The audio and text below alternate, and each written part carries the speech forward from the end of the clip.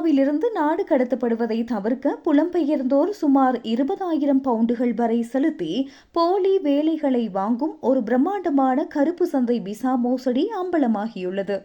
அங்கீகரிக்கப்பட்ட நிறுவனங்கள் மூலம் போலியான வேலைவாய்ப்பு சான்றிதழ்களை பெற்று அதன் மூலம் விசாவுக்கு விண்ணப்பிக்கின்றனர். காகிதத்தில் ஒப்பந்தங்கள், சம்பள பட்டியல்கள் மற்றும் வரி ஆவணங்கள் அனைத்தும் உண்மையானவை போல இருக்கும். ஆனால் உண்மையில் அங்கு வேலை எதுவும் இருக்காது. புலம்பெயர்ந்தோர் ஒவ்வொரு மாதமும் தங்களுக்கு வழங்கப்படுவது போல காட்டப்படும் சம்பளத்தை மேலதிக கட்டணங்களோடு மீண்டும் ஏஜென்ட்டுகளிடமே திருப்பி செலுத்த வேண்டும்.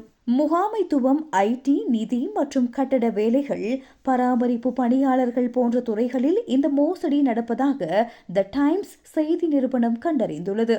இந்த மோசடியில் சிக்கி பிடிபடுபவர்கள் உடனடியாக நாடு கடத்தப்படுவார்கள் அல்லது மீண்டும் பிரித்தானியாவிற்குள் நுழைய தடை விதிக்கப்படுவார்கள்.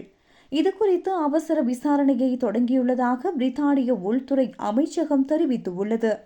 சட்டவிரோத குடியேற்றத்தை குறைக்கவும், விதிகளை மீறும் நிறுவனங்களின் உரிமங்களை ரத்து செய்யவும் கடுமையான நடவடிக்கைகள் எடுக்கப்பட்டு வருவதாக அரசு அறிவித்துள்ளது.